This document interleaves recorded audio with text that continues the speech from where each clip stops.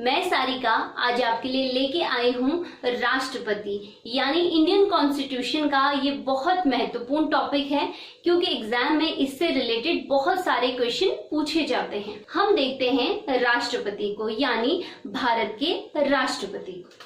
ठीक है, राष्ट्रपति।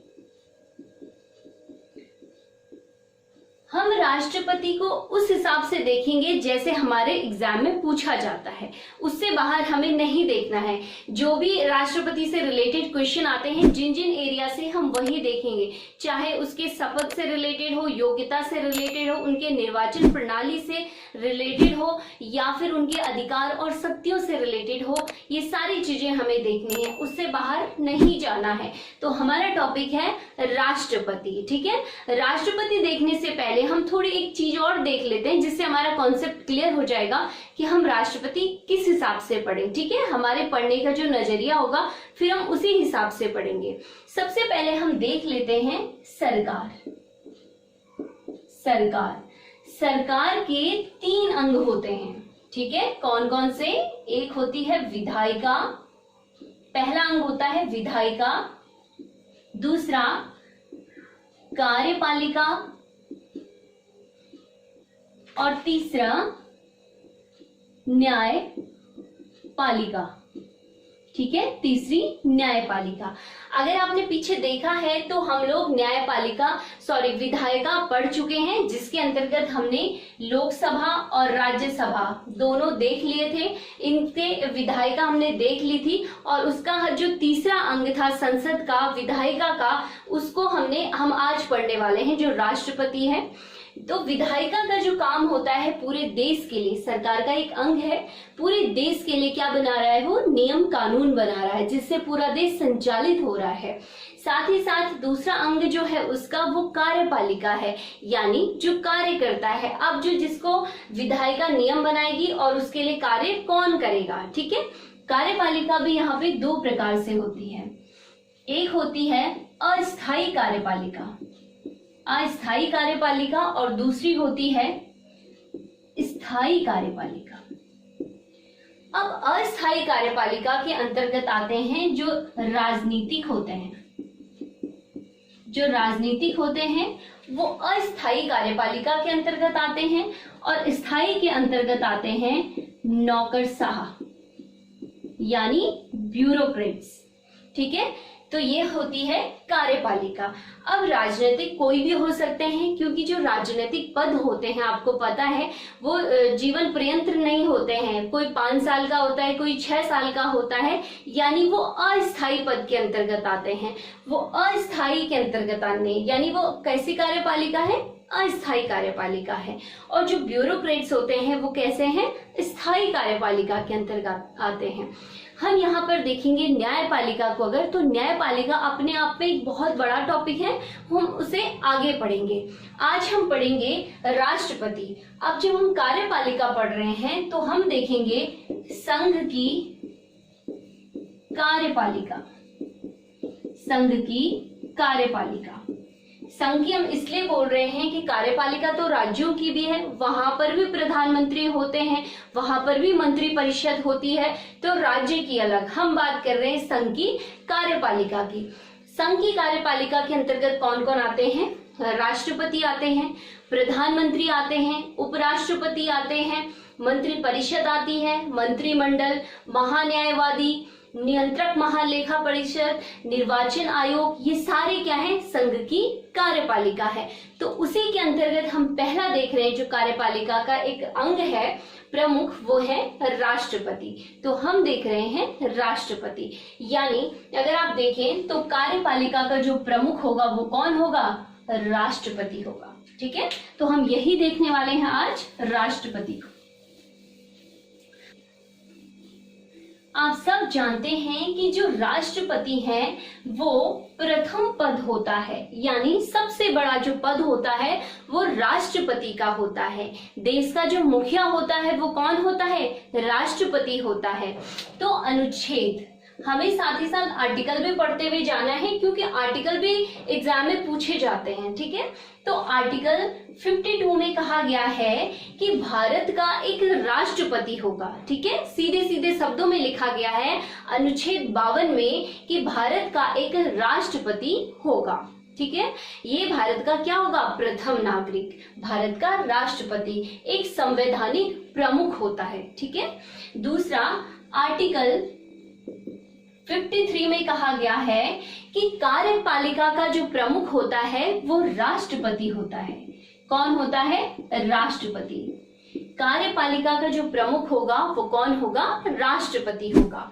यहीं पर हम देखेंगे आर्टिकल 53(2) में कहा गया है कि राष्ट्रपति तीनों सेनाओं का प्रमुख होगा, तीनों सेनाओं का प्रमुख होगा, यानी एयरफोर्स, नेवी और आर्मी, इन तीनों का जो प्रमुख होगा वो कौन होगा, राष्ट्रपति होगा। यानी भारत में जो संवैधानिक प्रमुख है वो राष्ट्रपति है, कॉन्स्टिट्यूशन के अकॉर्डिंग।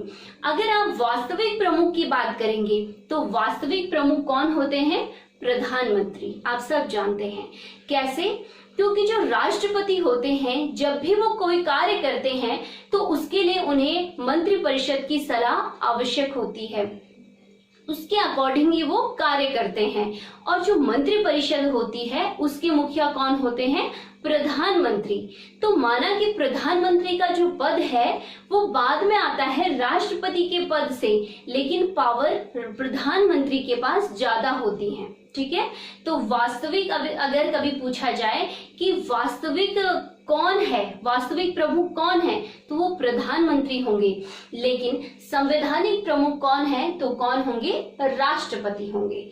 ठीक है, अब हम देखते हैं कि राष्ट्रपति होने के लिए आखिर कौन ऐसा व्यक्ति होगा जो राष्ट्रपति होगा, यानी इसके लिए योग्यता क्या होंगी, राष्ट्रपति पद के लिए योग्यता क्या होगी।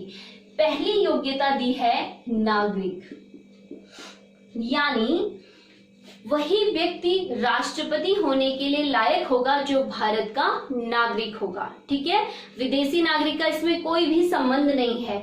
अन्य बहुत सारे प्रावधान है संविधान में जहां पर विदेशी नागरिक भी इंक्लूड हो सकते हैं, वो भी इलेक्शन लड़ सकते हैं, वो भी किसी पद पे पहुंच सकते हैं, लेकिन जो राष्ट्रपति का पद होता है वहां पर केवल भारतीय नागरिकता की बात की गई है, यानी वो कहाँ के नागरिक होंगे, भारतीय नागरिक होंगे। दूसरा कहा गया है कि उनकी उम्र कम से कम 35 वर्ष पूरी हो चुकी हो, यानी उनकी उम्र 35 वर्ष पूरी हो चुकी हो, इससे कम नहीं हो। तीसरा है लोकसभा के, ध्यान रखिएगा, लोकसभा के सदस्य चुने जाने की योग्यता उनमें हो, उम्र को छोड़कर, क्योंकि उम्र कितनी मांगी जाती है लोकसभा में, 25 वर्ष मांगी जाती है। अन्य योग्यताएं जो होती हैं वो लोकसभा के सदस्य चुनने जाने लायक राष्ट्रपति के अंदर होनी चाहिए। चौथी योग्यता जो होती है वो होती है लाभ का पद, वो किसी भी लाभ के पद पर ना हो। अब ये लाभ का पद क्या है, संविधान में इसको कहीं भी इसका वर्णन नहीं किया गया है, लेकिन हाँ ये जरूर बताया गया है कि कौन कौन से लाभ के पद नहीं है। देखिए, एक तो राष्ट्रपति का जो पद है वो लाभ का पद नहीं है, जो उपराष्ट्रपति का पद है वो भी लाभ का पद नहीं है, जो राज्यपाल यानी जो हमारे गवर्नर्स होते हैं वो भी लाभ का पद नहीं है, साथ ही साथ जो मंत्री होते हैं चाहे वो राज्य के हों सेंटर के हों वो भी लाभ का पद नहीं है। तो 4 लाभ के पद नहीं है, इसको छोड़कर अन्य क्या होंगे, लाभ के पद होंगे। तो इन पदों पर रहते हुए, यानी अगर कोई राष्ट्रपति है तो भी वो फिर से राष्ट्रपति का चुनाव लड़ सकता है, कोई मंत्री है तो भी वो राष्ट्रपति का चुनाव लड़ सकता है, उपराष्ट्रपति है, गवर्नर है, इसके लिए उन्हें इस्तीफा देने की जरूरत नहीं होती है। हाँ, फर्क इतना है कि जब वो अपना पद ग्रहण करें, अगर वो राष्ट्रपति जीत जाते हैं, उस पद पे पहुंच जाते हैं, तो उन्हें क्या करना पड़ेगा, इस्तीफा देना पड़ेगा। लेकिन पहले इस्तीफे की जरूरत नहीं पड़ती है। लेकिन आप पिछले कई उसमें देखा होगा आपने इलेक्शन में कि कोई ना इस्तीफा दे के आ जाते हैं, तो वो उनकी इच्छा होती है, ठीक है, वो उनकी अपनी इच्छा होती है। संविधान में कहीं ऐसा लिखा नहीं कि आप इस्तीफा देके ही क्या लड़ेंगे, राष्ट्रपति का चुनाव लड़ेंगे। तो ये 4 पद क्या हैं, लाभ के पद नहीं माने गए हैं। कौन कौन से मैं आपको बता दूं फिर से एक बार, राष्ट्रपति, उपराष्ट्रपति, गवर्नर और कोई भी मंत्री हो, राज्य या सेंटर के किसी के भी मंत्री हो। तो आपके पास जो क्वेश्चन आता है उसमें योग्यताएं दी होंगी कि कौन सी राष्ट्रपति की योग्यता है या इनमें से कौन सी नहीं है। तो आपको जो कंफ्यूज किया जाएगा वो यहाँ पर किया जाएगा, ठीक है, कि किसका सदस्य चुने जाने की योग्यता रखते हैं। तो किसकी, लोकसभा की। कंफ्यूज करने के लिए आपको राज्यसभा दिया रहेगा, लेकिन आपको टिक कौन सा मानना है, राज्यसभा ही मानना है। तो ये क्या है, राष्ट्रपति के लिए योग्यताएं हैं। अब हम देखते हैं कि इनका जो निर्वाचन होता है वो किस प्रकार से होता है। राष्ट्रपति का जो निर्वाचन होता है किस प्रकार से होता है, ठीक है। अब हम पहले देखेंगे कि जो राष्ट्रपति होता है उसके निर्वाचन में कौन कौन लोग भाग लेते हैं। जो राष्ट्रपति का निर्वाचन होता है वो कौन करवाता है, भारत का निर्वाचन आयोग करवाता है, आर्टिकल 324 के अंतर्गत। जैसे वो पूरे देश में चुनाव करवाते हैं वैसे ही वो राष्ट्रपति के चुनाव को भी कंडक्ट करते हैं, ठीक है। अब इसके लिए जब वो निर्वाचन करते हैं तो इसमें जो पार्टिसिपेट करेंगे वो आप और हम नहीं करेंगे, ठीक है। इसमें कुछ मेंबर होंगे जो राष्ट्रपति के चुनाव में भाग लेंगे, उसको कहते हैं निर्वाचक मंडल, निर्वाचक मंडल, ठीक है। अब इस निर्वाचन मंडल में कौन कौन लोग होंगे और कौन कौन नहीं होंगे वो दोनों हमें देखने हैं, क्योंकि क्वेश्चन दोनों जगह से पूछे जाते हैं, ठीक है। अब हम देखते हैं निर्वाचन मंडल में कौन है और कौन नहीं। एक आता है लोकसभा, राज्यसभा, विधानसभा, विधान परिषद और नॉमिनेट यानी मनोनीत सदस्य। मैं यहीं पे आपको क्लियर कर दूं कि जो विधान परिषद होती है उसके कोई भी सदस्य राष्ट्रपति के चुनाव में भाग नहीं लेते हैं। उनको ये अधिकार, ये शक्ति प्राप्त नहीं है कि वो राष्ट्रपति के चुनाव में भाग ले। दूसरे आ जाते हैं मनोनीत सदस्य, ये भी राष्ट्रपति के चुनाव में भाग नहीं लेते हैं, ठीक है। मनोनीत हम देखेंगे कौन कौन होते हैं, हमने पिछली वीडियोस में भी देखे हैं। चाहे राज्यसभा में 12 सदस्य हों, लोकसभा में 2 सदस्य हों, या राज्यों की विधानसभाओं में जो सदस्य मनोनीत होते हैं वो भी राष्ट्रपति के चुनाव में भाग नहीं लेंगे, ठीक है। अब भाग कौन लेंगे, इन तीनों के निर्वाचित सदस्य, निर्वाचित सदस्य, उससे बनेगा एक निर्वाचक मंडल, ठीक है। देख लेते हैं क्योंकि ये क्वेश्चन आता है बहुत बार कि कौन इनमें भाग लेते हैं कौन नहीं लेते हैं। तो लोकसभा के निर्वाचित सदस्य, दूसरा राज्यसभा के निर्वाचित सदस्य, तीसरा राज्यों की विधानसभाओं के निर्वाचित सदस्य, और चौथा दिल्ली एवं पौंडुचेरी के निर्वाचित सदस्य, दिल्ली एवं पौंडुचेरी विधानसभाओं के निर्वाचित सदस्य। ये 4 लोग क्या लेंगे, इसमें भाग लेंगे, ठीक है। लोकसभा के निर्वाचित सदस्य कितने होते हैं आप सब जानते हैं, 543। 2 क्या थे, मनोनीत थे, वो यहाँ पर भाग नहीं लेंगे। राज्यसभा के निर्वाचित सदस्य कितने हैं, 233। 12 मनोनीत हैं, वो भाग नहीं लेंगे, ठीक है। अब राज्यों की संख्या लिखना पॉसिबल नहीं है क्योंकि हर राज्य की विधानसभा में अलग अलग मेंबर हैं, तो सारे देश के जितने राज्य हैं उनकी विधानसभाओं के मेंबर, ठीक है, निर्वाचित। साथ ही साथ दिल्ली और पौंडुचेरी की विधानसभाओं के निर्वाचित सदस्य। दिल्ली और पौंडुचेरी को जब 70वां संविधान संशोधन हुआ 1992 में, तो उस समय से ये लोग राष्ट्रपति के चुनाव में भाग लेते हैं, ठीक है। इससे पहले ये लोग भाग नहीं लेते थे। तो उसके बाद अगर आप देखेंगे तो ये इनका क्या है, निर्वाचक मंडल है। यानी निर्वाचक मंडल में कौन कौन लोग हुए, राज्यसभा, लोकसभा, पूरे देश की विधानसभाओं के सदस्य, निर्वाचित सदस्य, साथ ही साथ दिल्ली और पौंडीचेरी के निर्वाचित सदस्य। ठीक है, अब आप देखेंगे कि इस निर्वाचक मंडल में, अब निर्वाचक मंडल तो बन गया, ठीक है, निर्वाचक मंडल में सिर्फ कौन सदस्य आए, निर्वाचित सदस्य आए हैं। ठीक है, अब हम देखेंगे जो निर्वाचक मंडल है उसमें जब सदस्य पहुंचे तो उसमें एमएलए पहुंचे और एमपी पहुंचे, बहुत इंपॉर्टेंट है। ठीक है, एमएलए पहुंचे प्लस कौन पहुंचे, एमपी पहुंचे। तो अब कहा गया है कि किस प्रकार से हम इनके मतों की गणना करेंगे। ठीक है, इनका जो वोट होगा उसकी वैल्यू को हम कैसे निकालेंगे ये देखना है। तो हम पहले एमएलए का, यानी ये विधानसभाओं से आते हैं इसलिए एमएलए बोला है, ये राज्यसभा लोकसभा के इसलिए इनको एमपी बोला। ठीक है, member of legislation assembly and member of parliament. तो अगर हम देखें कि एक एमएलए के मत का मूल्य क्या होगा, है ना, एक एमएलए के मत का मूल्य हम कैसे निकालेंगे।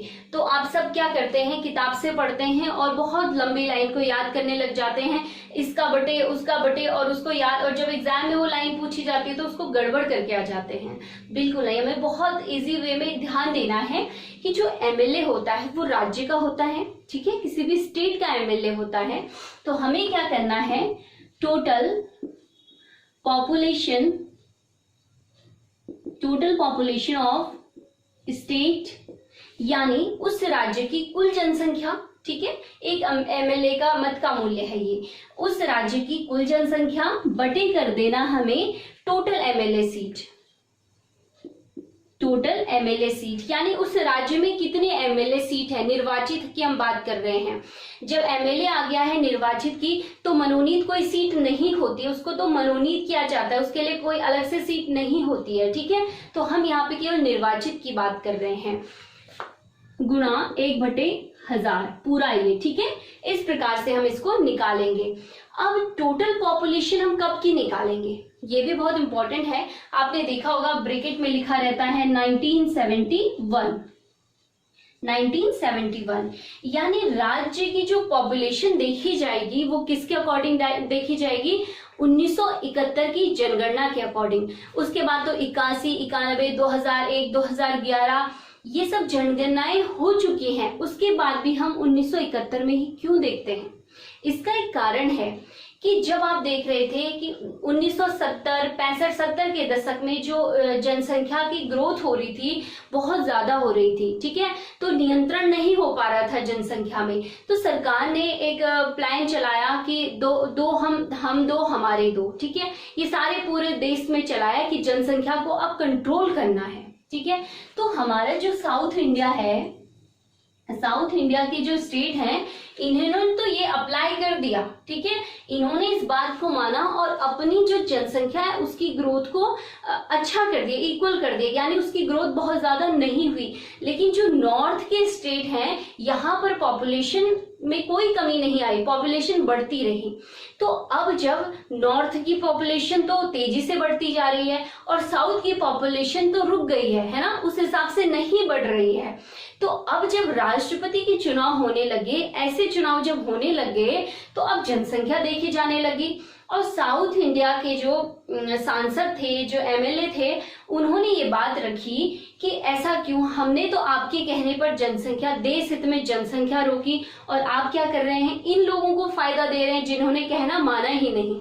तो उस समय सोचा गया कि अब 1971 के अकॉर्डिंग ही क्या किया जाएगा, जनसंख्या को गिना जाएगा। तो इसलिए 2026 तक तो अभी यही रहने वाली है। ठीक है, उसके बाद क्या होता है वो तो आगे जो संशोधन होंगे उसी के हिसाब से पता चलेगा।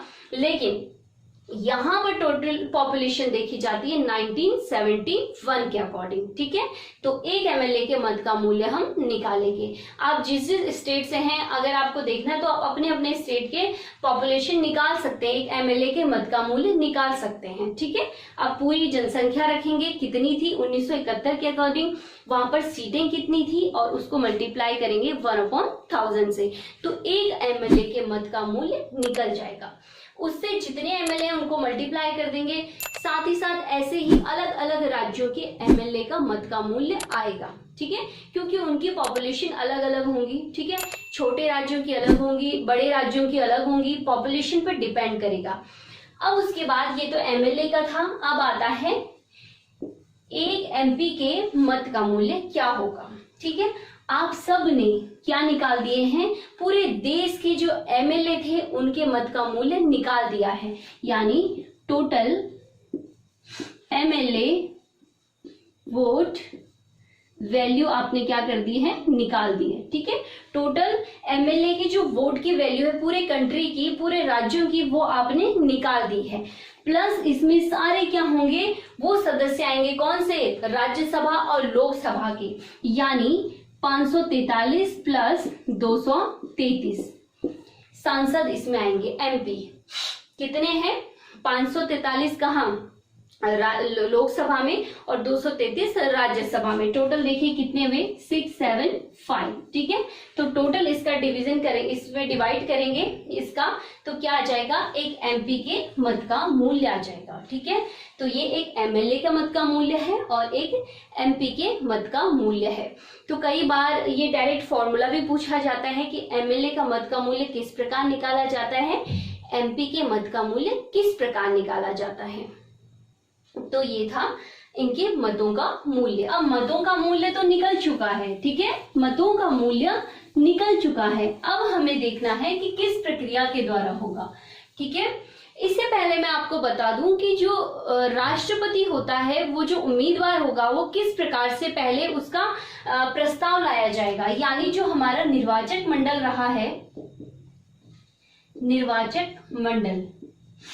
ठीक है, निर्वाचक मंडल के 50 सदस्य प्रस्तावक होंगे। ठीक है, यानी ये प्रस्ताव रखेंगे कि ये जो उम्मीदवार है, ये राष्ट्रपति के उम्मीदवार के लिए ठीक है, इसके पद के लिए ठीक है, यानी ये चुनाव लड़ सकता है। तो 50 होते हैं प्रस्तावक, किसमें से, निर्वाचक मंडल में से। जो हमने पीछे देखे कि निर्वाचक मंडल में कौन कौन शामिल होंगे, उनमें से 50 होंगे अनुमोदक। ठीक है, अनुमोदक होंगे, यानी ये हामी भरेंगे, स्वीकृति देंगे कि जो ये उम्मीदवार आप प्रस्तावित कर रहे हैं उसके लिए ये लोग क्या करेंगे, हामी भरेंगे। यानी 50 प्रस्तावक प्लस 50 अनुमोदक होंगे, और किसमें से, निर्वाचक मंडल में। तभी कोई उम्मीदवार राष्ट्रपति का चुनाव लड़ सकता है।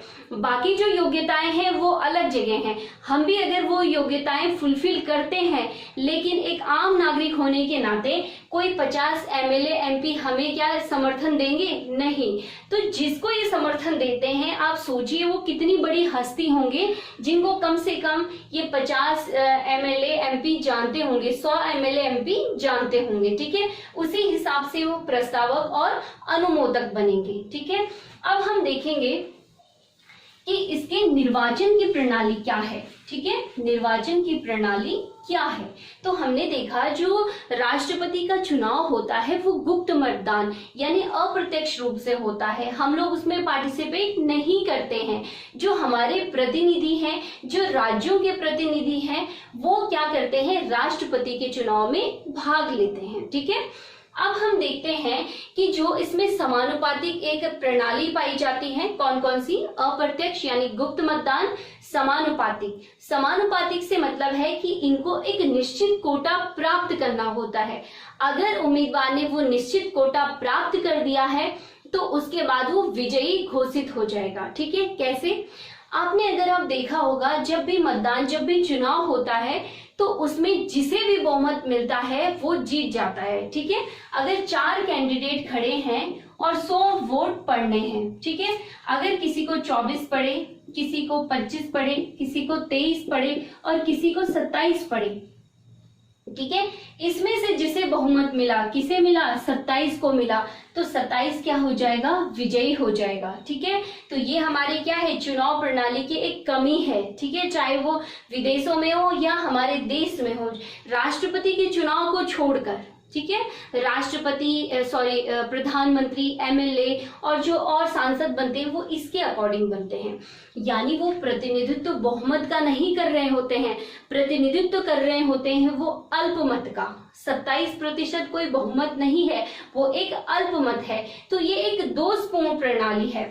लेकिन अब कहा गया, ब्रिटिश विद्वान थे एक हेयर, उन्होंने कहा कि राष्ट्रपति का जो चुनाव होगा यानी जो समानुपातिक प्रणाली होगी उसके अंतर्गत एक फॉर्मूला दिया जाएगा, एक कोटा दिया जाएगा। जो इस कोटे के अंतर्गत विजयी होगा वही क्या होगा, विजयी घोषित होगा। जो इस कोटे को क्लियर कर देगा वो क्या होता है, कोटे का फॉर्मूला, कोटा बराबर कुल पड़े वैध मत प्लस नंबर ऑफ पोस्ट यानी निर्वाचित पदों की संख्या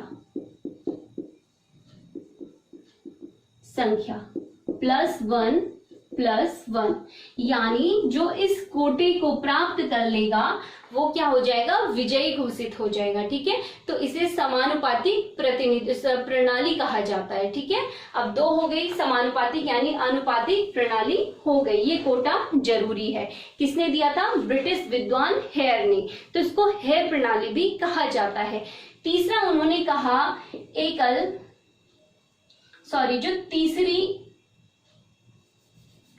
जो तीसरी एकल संक्रमणीय मत प्रणाली, यानी राष्ट्रपति के चुनाव में एक तीसरी जो प्रणाली अपनाई जाती है वो होती है एकल संक्रमणीय मत प्रणाली। इसके आधार पर क्या होता है, वरीयता क्रम में, ठीक है, जो वोटर होता है उसको वरीयता क्रम में बताना होता है कि उसकी वरीयता में कौन सा कैंडिडेट पहले नंबर पे है और कौन बाद के नंबरों में है। यानी अपने प्रेफरेंस को बताना पड़ता है कि हमें कौन सा कैंडिडेट पसंद है।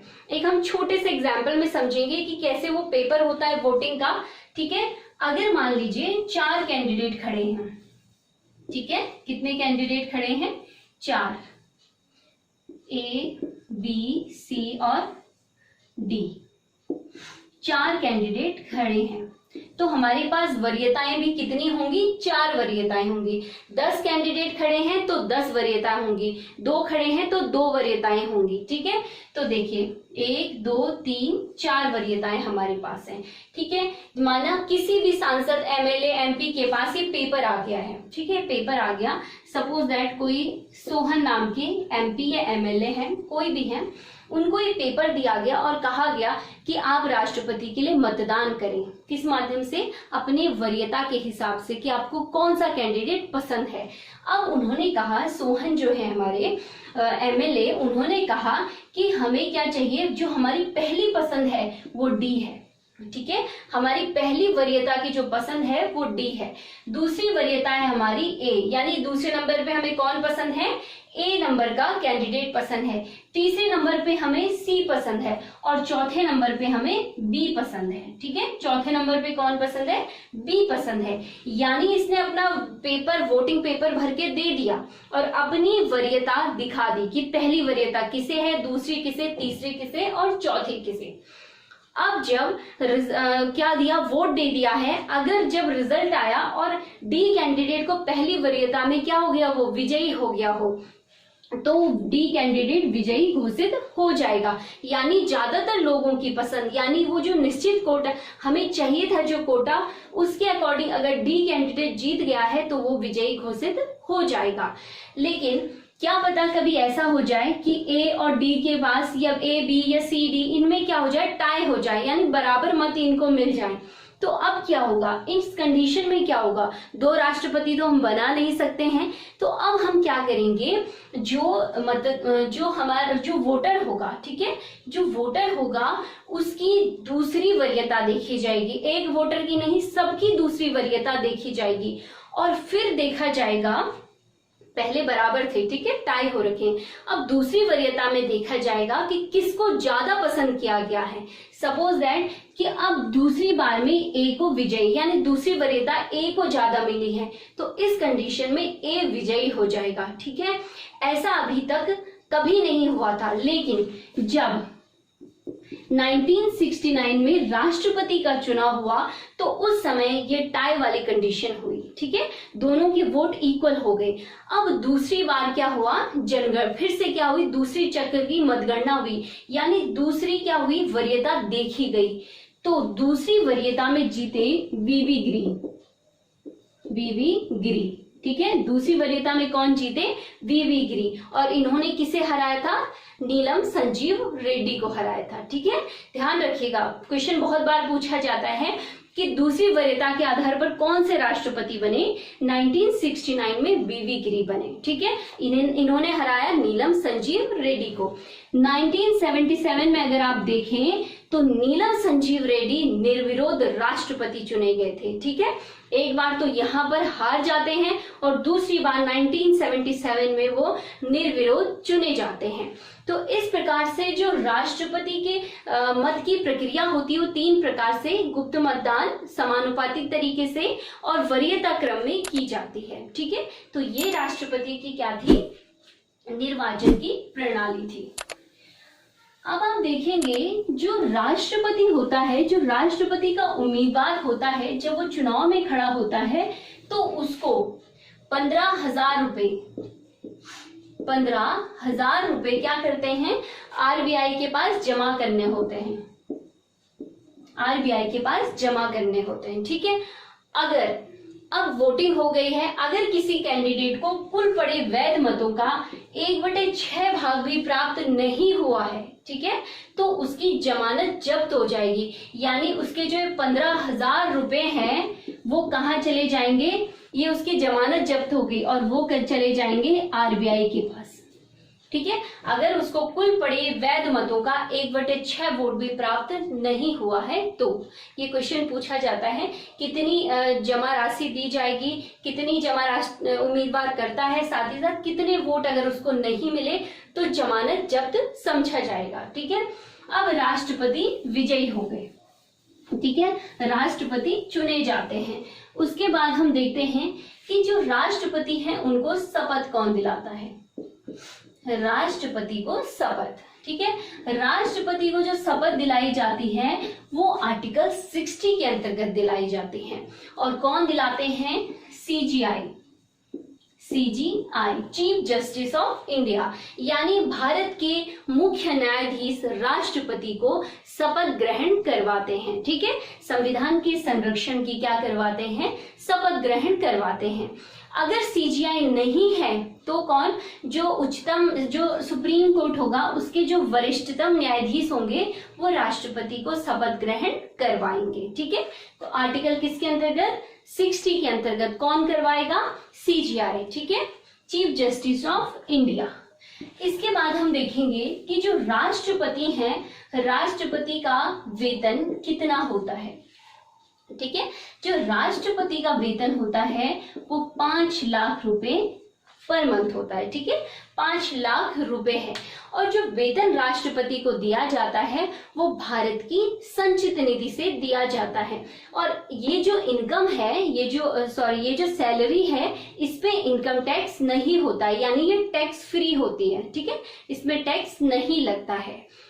तो ये है उनके, और जो संवैधानिक पद होते हैं, जो सबसे ज्यादा सैलरी है वर्तमान में वो किसकी है, राष्ट्रपति की, ठीक है, 5 लाख रुपए, ठीक है। अब हम देखेंगे उनका कार्यकाल। राष्ट्रपति का जो कार्यकाल होता है वो कितना होता है, 5 वर्ष का होता है, ठीक है। अब जब वो 5 वर्ष उनका कंप्लीट होने वाला होता है, उसके बाद जो नए राष्ट्रपति होंगे, जो उनके उत्तराधिकारी होंगे, उनका चुनाव, जो ये पूरा प्रोसेस है ये कंडक्ट हो जाना चाहिए, ठीक है, नया उम्मीदवार आ जाना चाहिए। लेकिन अगर कोई ऐसी परिस्थिति, ऐसी कोई कंडीशन आ गई है देश में कि राष्ट्रपति का चुनाव अभी संभव नहीं है, तो जो ये राष्ट्रपति हैं ये अपने पद पे बने रहेंगे, कब तक, जब तक उनके उम्मीदवार नहीं आते हैं, ठीक है। तो कार्यकाल कितना होता है, 5 वर्ष का होता है। साथ ही साथ अगर हम देखेंगे कि राष्ट्रपति अगर उपस्थित नहीं है तो कौन उनका पद संभालेगा, ठीक है। अगर राष्ट्रपति उपस्थित नहीं है तो उनका जो पद संभालेंगे वो संभालेंगे उपराष्ट्रपति, ठीक है। अगर उपराष्ट्रपति भी उपलब्ध नहीं है, वो नहीं है, तो कौन संभालेंगे? Chief justice of India. ये एग्जाम में पूछा जाता है कि अगर राष्ट्रपति और उपराष्ट्रपति दोनों नहीं है तो राष्ट्रपति का कार्यभार कौन संभालेगा? तो कौन संभालेगा? भारत के मुख्य न्यायाधीश, चीफ जस्टिस ऑफ इंडिया। ठीक है, अगर ये भी नहीं है तो कौन करेगा? सुप्रीम कोर्ट के वरिष्ठतम न्यायाधीश। ठीक है, तो कौन बनेंगे? वो राष्ट्रपति। लेकिन ध्यान दीजिएगा, अगर राष्ट्रपति नहीं है तो उपराष्ट्रपति सीधे जाके राष्ट्रपति की सीट पे नहीं बैठ जाएंगे कि आप नहीं है तो मैं यहाँ पे आ गया, ये सीजीआई नहीं है तो ये जाके सीधे राष्ट्रपति बन गए। ऐसा नहीं होगा, ये होगा संसद की विधि के माध्यम से, मंत्रिपरिषद की सलाह के आधार पर। ठीक है, तो ये आप ध्यान रखिएगा कि अगर राष्ट्रपति अनुपस्थित हैं तो उपराष्ट्रपति उनके पद पे रहेंगे, उनके पद का कार्य करेंगे, और जब ये लोग राष्ट्रपति का कार्य कर रहे होंगे तो उस समय इनको वेतन भत्ते राष्ट्रपति के मिलेंगे, सारे अधिकार सुविधाएं सब राष्ट्रपति की मिलेंगी। ठीक है, अगर फिर से एक बार देख लेते हैं, राष्ट्रपति नहीं है तो उपराष्ट्रपति, उपराष्ट्रपति नहीं है तो भारत के मुख्य न्यायाधीश, वो भी नहीं है तो जो सुप्रीम कोर्ट के वरिष्ठतम न्यायाधीश होंगे। ठीक है, अब हम देखते हैं, वीडियो बहुत ज्यादा लंबी हो रही है तो हम लास्ट पॉइंट देखते हैं, आर्टिकल 71। ये बहुत इंपॉर्टेंट है, एग्जाम में बहुत बार पूछा जाता है। आप सब जानते हैं कि जो भारत का राष्ट्रपति है उसका निर्वाचन चुनाव आयोग द्वारा कराया जाता है, आर्टिकल 324 के अंतर्गत किया जाता है। लेकिन जो इसमें चुनाव अधिकारी होते हैं राष्ट्रपति के चुनाव के लिए, वो लोकसभा के महासचिव होते हैं। ठीक है, यानी हम सचिव भी कहते हैं, उनके सचिवालय के जो प्रमुख होते हैं सचिव, वो होते हैं। लेकिन अब यहाँ पर एक बात आती है कि अगर किसी को लगा कि राष्ट्रपति के चुनाव सही तरीके से नहीं हुए हैं, ठीक है, राष्ट्रपति के चुनाव सही तरीके से नहीं हुए हैं, कोई विवाद है उसमें, तो उसका जो अंतिम निर्णय देता है वो कौन देता है? सुप्रीम कोर्ट देता है। ठीक है, सुप्रीम कोर्ट देता है। अब इस आर्टिकल 71 का क्या काम है? देखिए, अगर निर्वाचक मंडल के सदस्यों को लगा, आप और हमें लगेगा तो हम सुप्रीम कोर्ट नहीं जाएंगे। सुप्रीम कोर्ट कौन जाएंगे? जो इनके इलेक्शन में भाग लिया होगा, जिन्हें लगा होगा कि गड़बड़ी हुई होगी। हम और आप नहीं उस इलेक्शन में थे ना, उसमें थे निर्वाचक मंडल के सदस्य। तो आर्टिकल 71 के अकॉर्डिंग जो निर्वाचक मंडल के सदस्य थे, कम से कम वो 20 सदस्य इस अनुच्छेद के अंतर्गत सुप्रीम कोर्ट जाएंगे। ठीक है, सुप्रीम कोर्ट के अंदर जाएंगे और बताएंगे कि उन्हें लगता है कि जो इलेक्शन हुआ है वो सही तरीके से नहीं हुआ है, इसमें कुछ गड़बड़ी हुई है। ठीक है, ये 20 लोग बताएंगे। उसके बाद जब ये इलेक्शन हो गया है उसके 30 दिन के अंदर ये बताना होगा। कितने दिन के अंदर? 30 दिन के अंदर। ये नहीं कि राष्ट्रपति पद मुक्त होने वाले हैं और उसके बाद कहाँ जा रहे हैं? सुप्रीम कोर्ट जा रहे हैं कि जो 4 साल से 5 साल से राष्ट्रपति काम कर रहे हैं वो वैध नहीं है। ऐसा नहीं होगा। ठीक है, 30 दिन के अंदर सुप्रीम कोर्ट जाना होगा और इसके बाद 5 जजों की क्या बनती है? एक संवैधानिक खंडपीठ बैठती है और वो बेंच क्या करती है? इसमें जांच करती है। ठीक है, कि राष्ट्रपति का चुनाव सही है या नहीं है। अब देखिएगा, अब ये जो प्रोसेस है सुप्रीम कोर्ट में चल रहा है, जो 5 जज हैं, न्यायाधीश हैं, जब ये अपना कार्य कर रहे हैं तो इनको टाइम लग सकता है। 30 दिन लग सकते हैं, 1 साल लग सकता है, 6 महीने, 7 महीने, कितना भी टाइम लग सकता है। लेकिन इस दौरान राष्ट्रपति अपने सारे कार्य करेंगे अपने पद पर रहते हुए।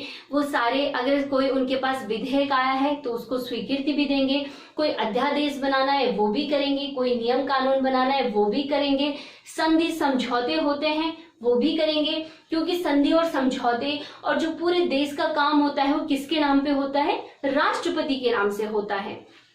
तो राष्ट्रपति वो सारे काम करते हैं जो उस पद के होते हैं।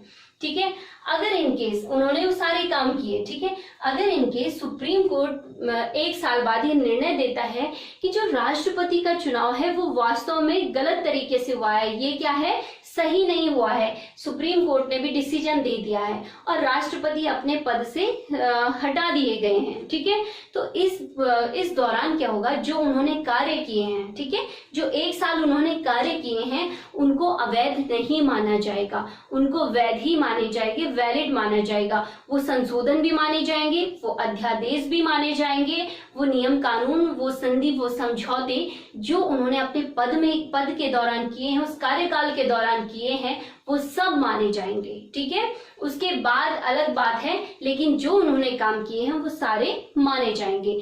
तो आर्टिकल 71 के अकॉर्डिंग कहाँ जा सकते हैं? ये सुप्रीम कोर्ट जा सकते हैं।